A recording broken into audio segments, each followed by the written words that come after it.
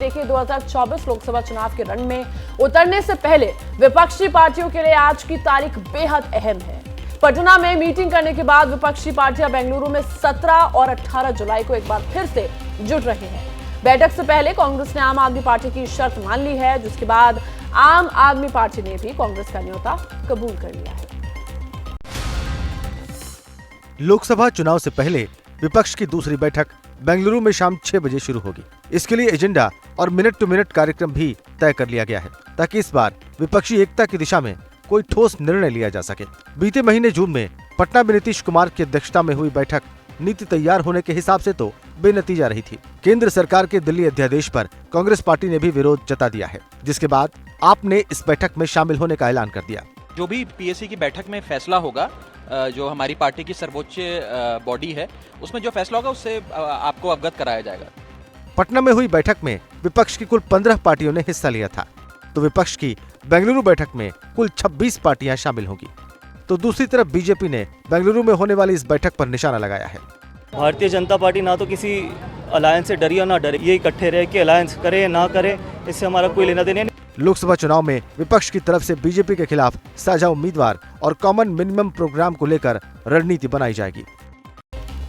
तो देखिए, एक तरफ तो विपक्ष है जो बीजेपी सरकार को अपनी ताकत दिखाने की तैयारी में है, तो दूसरी तरफ 18 जुलाई को एनडीए भी शक्ति प्रदर्शन करने वाला है।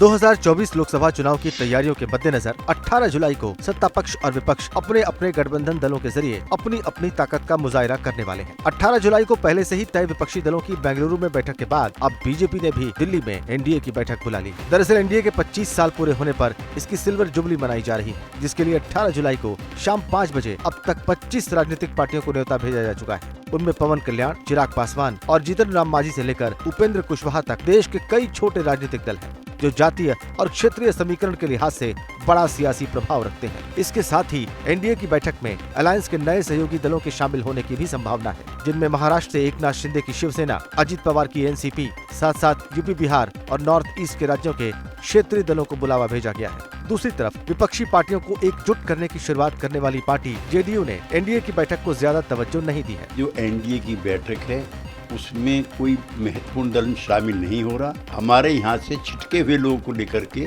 एनडीए बनाया जा रहा है। देखिए, एक तरफ दिल्ली वाले बाढ़ से बेहद परेशान हैं, तो दूसरी ओर नेता इस बाढ़ के लिए एक दूसरे पर लगातार आरोप प्रत्यारोप कर रहे हैं। दिल्ली में आई आफत की बाढ़ पर हरियाणा और दिल्ली सरकार आमने सामने है, तो दूसरी ओर बीजेपी और आम आदमी पार्टी के नेता एक दूसरे पर हमले कर रहे हैं। दिल्ली में जैसे जैसे यमुना का जलस्तर गिर रहा है, वैसे वैसे राजनीति अपने चरम पर पहुंच रही है। बरसों से जाम आईटीओ बैराज जो हरियाणा सरकार के अधीन है, उसे लेकर दिल्ली सरकार लगातार आक्रामक है। और पूरे सम्मान से मैं उनसे कह रहा हूँ, खट्टर साहब, ये आईटीओ का बैराज आप दिल्ली सरकार को दे दीजिए। क्यों रखना चाहती है हरियाणा सरकार इसको? सौरभ भारद्वाज के दावे का जवाब हरियाणा की तरफ से आया। हरियाणा के चीफ इंजीनियर ने दावा किया कि दिल्ली सरकार ने मेंटेनेंस का पैसा नहीं दिया, इसीलिए ये स्थिति हुई। और इसका रनिंग एंड मेंटेनेंस कौन दे रहा था? दिल्ली गवर्नमेंट। पिछले 5 साल से इन्होंने पैसा नहीं दिया। हरियाणा में लगे आरोप का जवाब दिल्ली में दिया गया। ये पैसा हम नहीं देते, ये पैसा एनटीपीसी देती है, तो ये प्रश्न एनटीपीसी से पूछना चाहिए, उन्होंने दिया नहीं दिया। केजरीवाल के इस जवाब को सुनकर हरियाणा के मुख्यमंत्री भी सामने आए और उन्होंने दिल्ली के मुख्यमंत्री की सोच को बहुत छोटी बताया। एक अनपढ़ और गंवार व्यक्ति का जो ज्ञान होता है, अगर उसमें कोई पीएचडी चालू कर दी जाए ना, तो जरूर पीएचडी मिलेगा। शाब्दिक तलवारें दोनों तरफ से खिंची हुई हैं। एक तरफ से प्रहार होता है, दूसरी तरफ से पलटवार होता है, कोई पीछे नहीं है। देखिए, दिल्ली में आई बाढ़ के लिए मुख्यमंत्री अरविंद केजरीवाल और आम आदमी पार्टी लगातार बाहर से छोड़े गए पानी को जिम्मेदार ठहरा रही है, जिस पर बीजेपी शासित 2 राज्यों के मुख्यमंत्रियों ने पलटवार किया है। जिस दिन से यमुना का जलस्तर बढ़ने से दिल्ली में बाढ़ की नौबत आई है, तब से लगातार दिल्ली के मुख्यमंत्री अरविंद केजरीवाल इसके लिए हिमाचल और हरियाणा से आने वाले पानी को जिम्मेदार ठहरा रहे हैं, जिस पर असम के मुख्यमंत्री हेमंत बिस्वा शर्मा ने केजरीवाल को शिकायत करने के बजाय समाधान ढूंढने की नसीहत दी है। So I think this is the first time Delhi is witnessing such a massive flood. So blaming some other state government doesn't solve the problem. It is your problem and you have to resolve it by yourself. दरअसल CM Kejriwal और उनकी party आरोप लगा रही है कि दिल्ली में हरियाणा सरकार हथनीकुंड बैराज से पानी नहीं छोड़ती तो दिल्ली में यमुना का जल स्तर नहीं बढ़ता, जिस पर हरियाणा के मुख्यमंत्री ने भी बिना नाम लिए केजरीवाल को जवाब दिया है। कहा जा रहा है कि हरियाणा ने हथनीकुंड से पानी छोड़ दिया। मुझे लगता है कि एक अनपढ़ और गंवार व्यक्ति का जो ज्ञान होता है, अगर उसमें कोई पीएचडी चालू कर दी जाए ना तो इनको जरूर पीएचडी मिल जाए। दिल्ली में यमुना का जलस्तर बढ़ने से आधी दिल्ली के कई इलाकों में पानी भर गया था, जिसे निकालने की लगातार कोशिशें जारी हैं। तो देखा आपने, एक तरफ बाढ़ पर राजनीति हो रही है तो दूसरी तरफ बाढ़ की मुसीबतों के बीच दिल्ली में आज भी बारिश के आसार हैं। भले ही यमुना का वाटर लेवल कम हो रहा हो, लेकिन अगर आज तेज बारिश होती है तो दिल्ली वालों की परेशानियों में इजाफा होना तय। दिल्ली में बारिश की ये तस्वीरें भले ही 9 जुलाई की हों, लेकिन ऐसी बारिश दिल्ली को फिर से तर कर सकती है। राजधानी दिल्ली में आज दोपहर के बाद मध्यम दर्जे की बारिश की संभावना है। दिल्ली में 18 जुलाई तक मौसम विभाग की तरफ से येलो अलर्ट जारी किया गया है। राहत की बात यह है कि दिल्ली में यमुना का जलस्तर कम हो रहा है। अनुमान लगाया जा रहा है कि दोपहर तक यमुना का जलस्तर डेंजर लेवल से नीचे चला जाएगा। हालांकि यमुना का ये लौटता पानी और पीछे छूटती गंदगी दिल्ली के लिए परेशानी पैदा कर रहे हैं। खुद सीएम अरविंद केजरीवाल राहत शिविर का जायजा लेने पहुंचे। सीएम ने ऐलान किया कि दिल्ली सरकार बाढ़ पीड़ितों को आर्थिक राहत भी देगी। दिल्ली सरकार बाढ़ प्रभावित परिवारों को 10,000 रुपए की मदद देगी। साथ ही जिन लोगों के जरूरी कागजात पानी में बह गए हैं, सरकार उनके कागजात बनवाएगी और जिन बच्चों की किताबें, ड्रेस बाढ़ के पानी में बह गए हैं, उनके लिए दोबारा किताब और ड्रेस का इंतजाम किया जाएगा। हालांकि अभी दिल्ली में बाढ़ प्रभावित क्षेत्रों के स्कूल 2 दिन और बंद रहेंगे।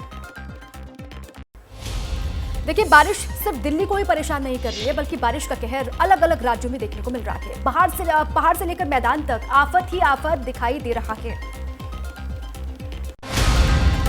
उत्तराखंड के चमोली से आई इन तस्वीरों को देखिए। मलारी में ये नदी उफान मार कर बह रही है। इसके आगे बड़ी बड़ी चट्टानों की भी कोई बिसात नहीं। यही वजह है कि नदी के इस विकराल रूप से इस पर बने पुल को खतरा पैदा हो गया है। पहाड़ों पर हो रही भारी बारिश से गंगा भी वार्निंग लेवल पर आ गई है। गंगा में उफान इस कदर है कि हरिद्वार के भीमगोड़ा बैराज का गेट नंबर 10 इसके वेग को सहन ही नहीं कर पाया और टूट गया, जिसके बाद हड़कंप मच गया। हिमाचल प्रदेश के नालागढ़ की ये तस्वीरें हैं, जहां एक बच्चा नदी के किनारे खेलते हुए इसके बहाव में फंस गया। हालांकि कड़ी मशक्कत के बाद उसे रेस्क्यू कर लिया गया। पंजाब के संगरूर में बाढ़ प्रभावित गांव में खाने पीने का सामान लेकर जा रही ट्रैक्टर ट्रॉली ही हादसे का शिकार हो गई। ट्रैक्टर ट्रॉली में 35 लोग सवार थे, जो बाल बाल बच गए। मध्य प्रदेश के दमोह में लोग उफनते नाले को पार करते दिखाई दिए। बमहोरी के नाले पर बने पुल को लेकर जान जोखिम में डालकर पार करते नजर आए। और इस बीच एक बड़ी खबर आपको बता दें, महागठबंधन से जुड़ी ये बड़ी खबर। शरद पवार आज नहीं जाएंगे बेंगलुरु में आज विपक्ष की बैठक में वो शामिल नहीं होंगे। इस वक्त की बड़ी खबर, शरद पवार आज नहीं जाएंगे बेंगलुरु। तो देखिए, आज बेंगलुरु में विपक्ष की बैठक होनी है। बताया जा रहा है कि 26 पार्टियां इसमें हिस्सा लेंगी, लेकिन इसी बीच एक बड़ी खबर ये कि शरद पवार आज इस बैठक में शामिल नहीं होने वाले हैं। अब ये किस तरफ इशारा करता है? आप देखिए कि विपक्ष की बैठक और विपक्ष के बड़े नेता माने जाने वाले शरद पवार इस बैठक में शामिल नहीं हो रहे। रौनक हमारे साथ ही जुड़ चुके हैं। रौनक, शरद पवार नहीं जा रहे हैं, क्या वो किसी और को भेजेंगे अगर वो खुद नहीं जाते हैं, या फिर क्या है पूरी खबर, बताइए जरा। देखिए, मुख्य तौर पर विपक्ष की बैठक के पहले एक बड़ा झटका इसे कहा जा सकता है कि शरद पवार ऐसे नेता है जो कि विपक्षी एकता को बांधे रखने में सबसे अहम किरदार जो है अब तक शरद पवार ने निभाया है। अचानक कल देर रात को शरद पवार की तरफ से फैसला लिया गया कि वे बेंगलोर में कल होने वाली बैठक में हिस्सा नहीं लेंगे। हालांकि सुप्रिया सुले इस बैठक के लिए जाएगी या नहीं जाएगी, इस बारे में अब तक कोई क्लैरिटी एनसीपी की तरफ से नहीं दी जा रही है। मैं आपको बता दूं कि कल अजीत पवार और उनके मंत्रियों ने शरद पवार से मुलाकात की थी, जिसके बाद प्रफुल्ल पटेल की तरफ से ये बयान जरूर दिया गया कि मुलाकात के बाद शरद पवार ने किसी तरह की कोई प्रतिक्रिया नहीं थी। लेकिन मैं आपको बता दूं कि शरद पवार की जिस तरह की रणनीति रही है और जो राजनीति वो अब तक करते आए हैं, से देखते हुए ये निश्चित तौर पर कहा जा सकता है कि विपक्षी एकता के लिए एक बड़ा झटका जो है आज शरद पवार का बेंगलोर में ना जाना, ये कहा जा सकता है। विपक्षी एकता के लिए बहुत बड़ा झटका। ये रौनक, इस खबर पर नजर बना के रखिएगा, जानकारी मिलेगी, लौटेंगे आपके पास। बहुत धन्यवाद आपका। तो वहीं आगे बढ़ेंगे। देखिए, महाराष्ट्र की राजनीति का पॉलिटिकल ड्रामा अभी भी खत्म नहीं हुआ है। आज से महाराष्ट्र विधानसभा के मॉनसून सत्र का आगाज हो रहा है, लेकिन उससे पहले मुंबई में एक बड़ी हलचल देखी गई जब अजित पवार गुट के सारे नेता शरद पवार से मिलने के लिए पहुंच गए। मुंबई के वाईबी चौहान सेंटर के बाहर की इन तस्वीरों ने महाराष्ट्र का सियासी पारा हाई कर दिया। तस्वीरों में नजर आ रहे अजित पवार, प्रफुल्ल पटेल और छगन भुजबल समेत कई अजित गुट के नेता आज शरद पवार से मिलने पहुंचे। 3 दिनों में चाचा भतीजे की इस दूसरी मुलाकात ने सियासी गलियारों में हलचल तेज कर दी। 20 मिनट तक चली इस मुलाकात में आखिर क्या हुआ, एनसीपी बागी नेता प्रफुल्ल पटेल से सुनिए। बिना पवार साहब को सूचित किए हुए यहाँ पहुँचे आदरणीय शरद पवार साहब के हम सब लोगों ने प्रणाम करते हुए आशीर्वाद उनसे मांगे। इन तस्वीरों ने उन सुगबुगाहटों को फिर से हवा दे दी कि क्या एनसीपी में उठी बगावत की स्क्रिप्ट शरद पवार ने लिखी। हालांकि बीजेपी इसे बड़ी बात नहीं बता रही। दूसरी तरफ आज मुंबई में ही नेता विपक्ष को लेकर एमवीए की बैठक हुई, जिसमें एनसीपी शरद की तरफ से जितेंद्र आवाड़ और जयंत पाटिल शामिल हुए। एनसीपी में यह हलचल ऐसे वक्त में तेज है जब कल बेंगलुरु में विपक्षी एकता की बैठक है और शरद पवार इस एकजुटता के बड़े स्तंभ। लेकिन मुंबई से आ रही इन तस्वीरों ने विपक्ष की परेशानी बढ़ा दी है। बड़ी खबर से आपको रूबरू करवा दें, भोपाल से दिल्ली जाने वाली वंदे भारत में आग लगी है। सभी यात्रियों को सुरक्षित निकाला गया, ये अपडेट है। रानी कमलापति स्टेशन से रवाना हुई थी ट्रेन और 14 बोगी में स्टेशन के पास बैटरी से आग लग गई, ये जानकारी है। सभी यात्रियों को सुरक्षित निकाला गया। आग बुझाने दमकल कर्मी वहां पर पहुंचे और उसके बाद ये कहा जा रहा है कि आग बुझाने का काम शुरू हुआ। सभी यात्री सुरक्षित हैं, ये राहत और गनीमत वाली बात है। ब्रजेश राजपूत मेरे साथी जुड़ चुके हैं अधिक जानकारियों के साथ। ब्रजेश, क्या अपडेट है इस आग को लेकर? सभी सुरक्षित हैं? ब्रजेश, आवाज आ रही है आपको? जी आपको। किस बोगी में ये आग लगी थी और जिस बोगी में आग लगी उसके सारे पैसेंजर्स ठीक हैं, सुरक्षित हैं? जी ऐसी चिंता वाली कोई बात नहीं है। दरअसल जो बोगी थी उसका जो बाहरी पार्ट होता है जहाँ पे नीचे बैटरी होती है, उस बैटरीज में स्पार्किंग हुई थी। स्पार्किंग के बाद से थोड़ी आग बढ़ती थी।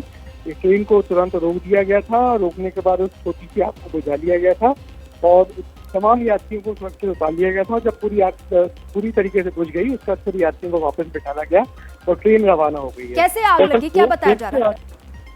दरअसल नीचे जो बैटरी का बॉक्स था, उस बैटरी का बॉक्स में स्पार्किंग होने के चलते उस बैटरी के बॉक्स में आग लगी हुई थी, जिसके चलते आग थोड़ी बढ़ थी, मगर आग ज्यादा बढ़ नहीं पाई। ट्रेन को रोक दिया गया, आग को बुझाया गया और उसके बाद सारे यात्रियों को बिठा के वापस ट्रेन आगे को बीना जंक्शन की तरफ रवाना हो गई है।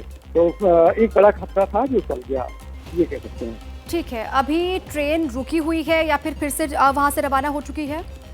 नहीं जी, ट्रेन वहां से रवाना हो गई है। ट्रेन बीना जंक्शन पहुंचने को है और बीना के पहले एक छोटा सा गांव था कुरवाई, उस जगह पे ये जैसे ही देखा था कि ट्रेन में पार्किंग हो रही है, ट्रेन को उसी स्टेशन के पास, कुरवाई स्टेशन के पास रोक लिया गया था और वहीं आग बुझाने के बाद फिर उसके बाद ट्रेन रवाना किया गया। ट्रेन अपने गंतव्य की तरफ दिल्ली की तरफ रवाना हो गई है। ठीक है, शुक्रिया आपका ब्रजेश पूरी जानकारी के लिए। अपने गंतव्य के लिए ट्रेन रवाना हो चुकी है। जितने भी पैसेंजर्स थे उनको सुरक्षित बाहर निकाला गया और छोटे से एक हिस्से में आग लगी थी। हमारे साथी ब्रजेश ये जानकारी दे रहे थे। लेकिन राहत और गनीमत वाली बात यह है कि जो बोगी में पैसेंजर्स थे वो एकदम सुरक्षित है। भोपाल से दिल्ली जाने वाली वंदे भारत ट्रेन जिसमें आग की जानकारी और जब आग लगी उसी वक्त की तस्वीर भी आपको हम दिखा रहे हैं। हालांकि तुरंत ही दमकल कर्मियों को वहां पर बुलाया गया, फायर ब्रिगेड की टीम पहुंची और फिर आग को बुझा लिया गया। उसके बाद ट्रेन को आगे रवाना कर दिया गया कि रानी कमलापति स्टेशन से रवाना हुई थी ये ट्रेन, ये जानकारी है। C14 नंबर बोगी में कुरवाई स्टेशन के पास बैटरी से आग लग गई, ये जानकारी है और सभी यात्री एकदम सुरक्षित, सभी को बाहर निकाला गया। उसके बाद दोबारा से वो बैठ के दिल्ली के लिए रवाना हो चुके हैं।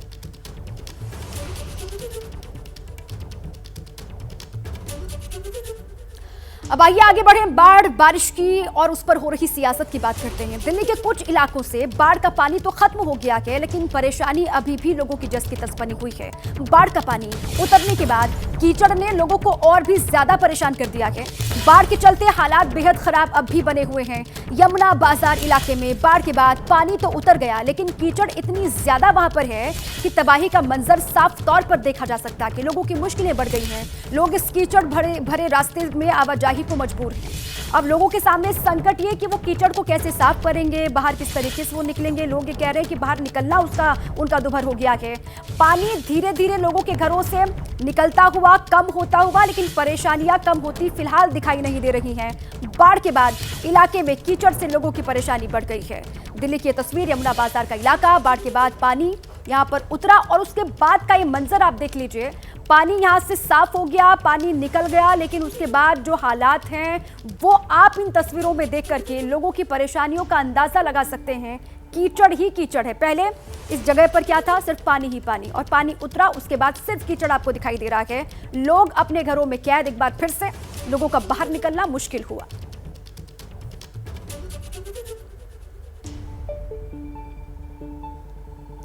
दिल्ली के लोहा पुल पर ट्रेनों का संचालन फिर से शुरू कर दिया गया है। यमुना के घटते जलस्तर को देखते हुए यह फैसला लिया गया है। फिर से ट्रेन का संचालन शुरू यहां पर हो गया। एक बार फिर से पटरी पर ट्रेन लौटी है। दिल्ली के लोहा पुल पर ट्रेनों का संचालन फिर से शुरू हुआ। ये तस्वीर आपको हम दिखा रहे हैं। अब हालात धीरे धीरे सामान्य हो रहे हैं। यमुना के घटते पानी को देखते हुए अब ये फैसला लिया गया है कि एक बार फिर से ट्रेनों को सुचारू कर दिया जाए, ट्रेनों को यहां से आगे रवाना कर दिया जाए। यमुना का पानी खतरे के निशान से नीचे और उसके बाद परेशानियां कम। एक बार फिर से जिंदगी पटरी पर और लोहा पुल पर ट्रेनों का संचालन शुरू कर दिया गया।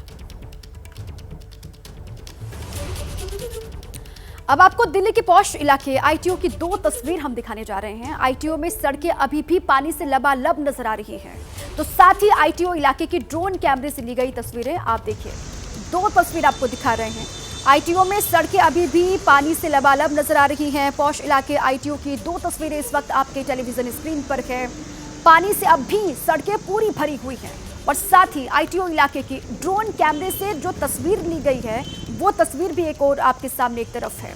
किस तरीके से गाड़ियां पानी में रेंगती हुई आगे बढ़ती हुई वो आपको दिखाई दे रही हैं और अब भी सड़कों पर पानी जस की तस है। हालांकि धीरे धीरे ये कहा जा रहा है कि पानी निकल भी रहा है, लेकिन उसके बाद भी ये दो तस्वीरें पानी से सड़कें लबालब।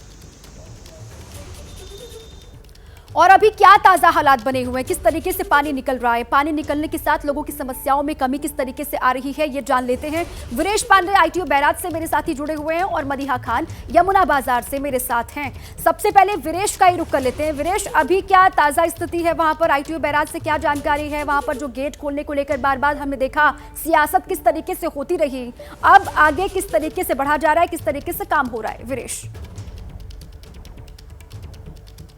देखिए, पहली बात तो दर्शकों को ये जानकारी दे दूं कि यमुना का जलस्तर सुबह 6 बजे से लगातार 6, 7, 8 बजे से बढ़ रहा है। और रही बात गेट की, तो मैं आपको ये बताना चाहता हूं और समझाना भी चाहता हूं कि ये जो आप गेट देख रहे हैं, यानी 32 गेट हैं, 27 से लेके 32 यानी 5 गेट खुल नहीं रहे, जिसकी वजह से ये बाढ़ और बारिश और तमाम तरह की बातें हम लोग कर रहे हैं कि दिल्ली पानी पानी हुआ। इसके पीछे की वजह मैं समझाना चाहता हूँ। समझाना ये है कि 2 गेट तो खुल गए। कल एक गेट खुला, एक परसों खुला। आज कह रहे हैं चीफ इंजीनियर कि 2 गेट खुल जाएंगे, एक गेट और खुलेगा। लेकिन ये गेट क्यों नहीं खुल रहा है, इसके पीछे की वजह मैं ये दिखाना चाहूँगा। 2014 में डीडीए, दिल्ली डेवलपमेंट अथॉरिटी को सिंचाई विभाग हरियाणा ने पत्र लिखा कि आपके गेट जो 27 से लेकर 32 तक यानी 5 गेट जो नहीं खुले हैं, वहाँ पर झाड़ी, नर्सरी, पेड़ पौधे सब उगाए हैं, जिसकी वजह से सिल्ट जमा हो रहा है,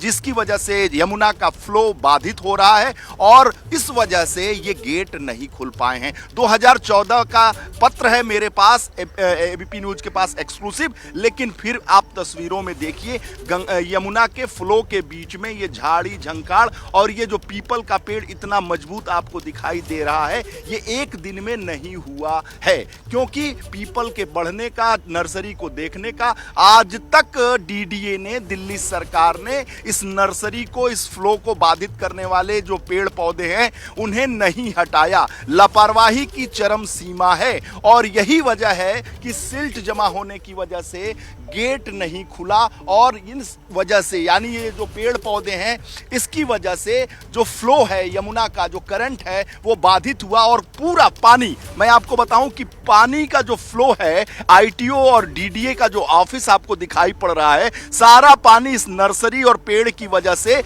उधर बह गया। यानी आईटीओ का जो पानी आप दिखा रही हैं, यानी आप दिखा रही हैं कि कैसे लाल किला, कैसे यमुना बाजार भर गया, उसका सबसे बड़ा कारण यही है कि पानी का नर्सरी की वजह से फ्लो सारा का सारा यमुना बाजार, आईटीओ, मॉनेस्ट्री के तरफ रहा। और इस तरफ यानी हम गीता कॉलोनी, मयूर विहार की तरफ अगर हम कहें तो ये पेड़ पौधे झाड़ी की वजह से पानी का उस तरह का फ्लो नहीं रहा। यही वजह है कि दिल्ली पानी पानी हुआ, बाढ़ हुआ। और इसके लिए जिम्मेदार कौन है? इसी वजह से सियासत हो रही है। दिल्ली सरकार हरियाणा और हरियाणा पर लगातार आरोप लगाए जा रहे हैं और पक्ष विपक्ष की प्रतिक्रिया आ रही है। ये जो ब्रिज है, ये जो बैराज है, वो बैराज है हरियाणा सरकार का। जो दर्शक हैं वो ये जान लें कि ये हरियाणा सरकार संचालित करती है, लेकिन दिल्ली सरकार इसका मेंटेनेंस देती है। मेंटेनेंस का पैसा 5 साल से नहीं दिया गया। 19 में लेटर लिखा गया, 22 में लेटर लिखा गया, लेकिन कोई इसका जवाब नहीं दिया गया। सरकारों के आपस की तानातानी की वजह से दिल्ली हुआ पानी पानी। ठीक है वीरेश जी, देखिए सरकारों की आपस में टकराव और उसका खामियाजा आम लोगों को भुगतना पड़ा। वक्त वक्त पर रखरखाव होता तो शायद ऐसी हालत यहाँ पर नहीं उभर करके सामने आती, लेकिन जो नहीं होना था वो दिल्ली में हुआ और हर तस्वीर दर्शकों ने देखी भी है। मदिहा खान यमुना बाजार से मेरे साथ जुड़ी है। मदिहा, वहां पर हालात सामान्य हो रहे हैं, पानी धीरे धीरे गलियों से, कस्बों से बाहर निकल रहा है, क्या ताजा तस्वीर वहां की आप दिखा सकते हैं? बिल्कुल, तस्वीर जो इस वक्त दिखाऊंगी वो लोगों के लिए राहत देने वाली है। ये आउटर रिंग रोड का वो इलाका है जहां पर परसों तक नाव से लोग सवार थे, लेकिन आज देखिए सड़क पर आवाजाही जो है वो शुरू होती हुई दिखाई दे रही है। लेकिन क्योंकि पानी यहाँ पर भर गया था और इतना पानी भर गया था कि दरिया बन गया था आउटर रिंग रोड, इसी वजह से यहाँ पर अब जो साफ सफाई है, गाद और मिट्टी को साफ करने का जो काम है वो कवायद जो है वो चल रही है। एमसीडी के कर्मचारी यहाँ पर साफ सफाई करते हुए सुबह से ही दिखाई दे रहे हैं। यमुना बाजार का इलाका इसके बिल्कुल पीछे वाला इलाका है जहाँ पर वो बस्ती है जो यमुना से बिल्कुल लगी हुई है, और उसके बाहर ये आउटर रिंग रोड का इलाका है जिसकी साफ सफाई चल रही है। तो देखिए यहाँ पर जो साफ सफाई का काम है वो तो शुरू हो गया है। लोहा पुल के नीचे, हालांकि अंडरपास के नीचे अभी भी जो पानी है वो जमा है, जो निकलने के बाद वहाँ की भी साफ सफाई की जाएगी ताकि वापस से दिल्ली की इन सड़कों पर गाड़ियाँ जो हैं रफ्तार से दौड़ सके। अब गनीमत ये रही है कि पानी उतर गया है, लेकिन जो यमुना बाजार में रहने वाले लोग हैं, जो रिहायशी इलाकों में रहने वाले लोग हैं, उनके घरों के अंदर मिट्टी बहुत ज़्यादा जमा हो गई है। सड़क की मिट्टी जो है, रोड की मिट्टी जो है वो तो एमसीडी के कर्मचारी साफ कर देंगे, लेकिन जिन लोगों के घरों में मिट्टी भर गई है, गंदगी भर गई है, वो लोग साफ सफाई में लग गए हैं। और जितने लोगों से अभी तक हमने बात की उनका यही कहना है कि परिवार को अभी कहीं दूर रखा है हमने ताकि वो सेफ रहें। अभी पहले हम साफ सफाई करेंगे, उसके बाद परिवार को ले आएंगे। तो ये राहत देने वाली खबर है कि दिल्ली की सड़कों से पानी धीरे धीरे उतर रहा है। साफ सफाई का काम जो है फिलहाल शुरू हो चुका है। जी बिल्कुल ठीक है, और अभी जनजीवन को सामान्य होने में वक्त लगेगा मदिहा। इसी बीच एक बड़ी खबर है, सुबह 6 बजे से बढ़ रहा है यमुना का जलस्तर, ये बात सामने आ रही है। सुबह 8 बजे यमुना का जलस्तर 205.50 हुआ और सुबह देखिए 7 बजे 205.48 मीटर जलस्तर था यमुना का, जो कि 8 बजे बढ़कर हो गया है 205.50। एक बार फिर से टेंशन बढ़ाने वाली ये खबर है। सुबह 6 बजे से लगातार ये कहा जा रहा है कि यमुना का जलस्तर बढ़ रहा है, पानी में इजाफा हो रहा है, और सुबह 8 बजे तक का ये डेटा बताया जा रहा है कि 205.50 हुआ है यमुना का जलस्तर। आज सावन का दूसरा सोमवार है। देश भर के अलग अलग शिव मंदिरों में श्रद्धालुओं का सैलाब उमड़ा हुआ है। आपको हम मध्य प्रदेश के उज्जैन महाकाल मंदिर की तस्वीरें दिखाने जा रहे हैं। सुबह से ही महाकाल मंदिर में पूजा अर्चना का दौर देखिए इस तरीके से जारी है। बाबा महाकाल का पंचामृत से अभिषेक किया गया। वेद मंत्रोच्चार के साथ पुजारियों ने महाकाल का पंचामृत अभिषेक किया, ये तस्वीर आप देख रहे हैं। वहीं महाकाल की भस्म आरती भी यहाँ पर की गई।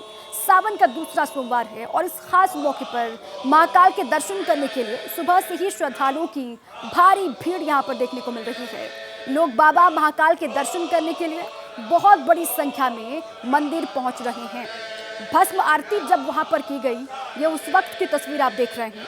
महाकाल मंदिर में पूजा अर्चना का दौर लगातार जारी। 3 तस्वीर, सावन का महीना, दूसरा सोमवार का खास मौका और महाकाल का पंचामृत अभिषेक। पहली तस्वीर आपके सामने है। दूसरी तस्वीर में आप देख रहे हैं महाकाल की भस्म आरती हो रही है और महाकाल के दर्शन के लिए देश के अलग अलग हिस्सों से बहुत बड़ी संख्या में श्रद्धालु यहाँ पर लगातार पहुंच रहे हैं। ये 3 तस्वीरें उज्जैन महाकाल मंदिर की। शिव की नगरी काशी में भी सावन के सोमवार के इस खास मौके पर आस्था का सैलाब उमड़ पड़ा है। काशी विश्वनाथ के दर्शन करने के लिए दूर दराज से श्रद्धालु सुबह से लगातार पहुंच रहे हैं। बाबा विश्वनाथ मंदिर के बाहर कांवड़िए भगवान शिव का जलाभिषेक करने के लिए अपनी बारी का इंतजार कर रहे हैं। ये देखिए आप, लंबी लंबी लाइनें यहाँ पर लगी हैं और बाबा का आशीर्वाद लेने के लिए, उनकी पूजा अर्चना के लिए लोग इंतजार कर रहे हैं लाइनों में लग करके। उज्जैन से लेकर के वाराणसी तक किस तरीके से पूरा माहौल भक्तिमय है, इन तस्वीरों के माध्यम से आप समझिए। भगवान शिव के 12 ज्योतिर्लिंगों में से एक देवघर के वैद्यनाथ धाम में भी सावन के दूसरे सोमवार पर आस्था का सैलाब उमड़ा है। आज सावन के दूसरे सोमवार के अलावा सोमवती अमावस्या और संक्रांति भी है। ऐसे में वैद्यनाथ धाम में बाबा भोलेनाथ को जल चढ़ाने के लिए काफी तादाद में श्रद्धालु यहाँ पर भी पहुँच रहे हैं। ये झारखंड के देवघर की तस्वीर आप देख रहे हैं। बहुत बड़ी संख्या में श्रद्धालु यहाँ पर भी सुबह से आ रहे हैं। वैद्यनाथ धाम में आस्था का सैलाब उमड़ा हुआ है। सावन का दूसरा सोमवार है और इसलिए आज का दिन अपने आप में खास हो जाता है। और लखनऊ से मेरे साथी संजय त्रिपाठी जुड़ चुके हैं मनकामेश्वर मंदिर से। सीधे उन्हीं का रुख कर लेते हैं। संजय, आज तो बहुत खास मौका, सावन का महीना, दूसरा सोमवार है, किस तरीके से वहां पर श्रद्धालु आ रहे हैं, क्या पूरा भक्तिमय माहौल आप दिखा सकते हैं दर्शकों को? संजय। बिल्कुल बिल्कुल, निश्चित रूप से दीपा। और सावन का महीना जो है भगवान शिव की आराधना के लिए विशेष होता है, क्योंकि मान्यताएं कई सारी इससे जुड़ी हैं। एक मान्यता ये भी है कि जो समुद्र मंथन हुआ था तो उससे जो हलाहल विष निकला था उसको भगवान शंकर ने सावन के महीने में ही धारण किया था और ऐसे में उनको जल, बेलपत्र, चंदन आदि अर्पित करने का विशेष लाभ होता है। आज चूँकि खास मौका इसलिए भी है कि सावन का दूसरा सोमवार है और साथ ही साथ सोमवती अमावस्या भी है। तो ऐसे में क्योंकि शिव तो भोले हैं लेकिन उनके भक्त थोड़ा होशियार हैं। वो जानते हैं कि आज के दिन अगर पूजन करेंगे तो एक बार की पूजा का डबल फ़ायदा होगा। और उसी लिहाज से आप देख सकते हैं इस वक्त जो लखनऊ का मनकामेश्वर मंदिर है वहाँ भारी भीड़ उमड़ी हुई है। आस्था का सैलाब है, आस्था का सोमवार है। और यहाँ से मैं कहूँगा अपने कैमरामैन फैसल से की तस्वीरें दिखाएँ, भगवान शिव की तस्वीरें दिखाएं, शिवलिंग की तस्वीरें दिखाएं, एबीपी न्यूज़ के दर्शकों को ये तस्वीरें दिखाएं। ये विशेष तस्वीरें हैं मनकामेश्वर मंदिर से कि किस तरह से लगातार जो भक्त हैं वो लगातार भगवान शिव को प्रसन्न करने के लिए चाहे बेलपत्र हो, जल हो, दूध हो, पुष्प हो, चंदन हो आदि सभी अर्पित कर रहे हैं। और सुबह से ही जब से शिवालय खुला है उसके बाद से लगातार जो भक्त हैं वो यहाँ तांता लगाए हुए हैं।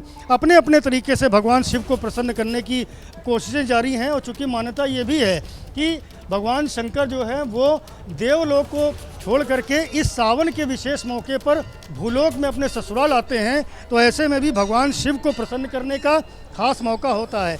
यहाँ मेरे साथ में महंत देवयागिरी हैं जो मनकामेश्वर मंदिर की महंत हैं। महंत जी, आज सोमवती अमावस्या भी है, सावन का दूसरा सोमवार भी है, आज के पूजन का विशेष महत्व क्या है? देखिए, दूसरा सोमवार तो है ही। जो लोग पूरे वर्ष भर में सोमवार व्रत नहीं रख पाते हैं किन्हीं भी कारणवश, तो जो ये 8 या 4 पढ़ेंगे या जो लोग 16 रखना चाहते हैं वो भी स्टार्ट कर सकते हैं। आज विशेष सोमवती अमावस्या है, विवाहित महिलाओं के लिए खास है कि वो अपने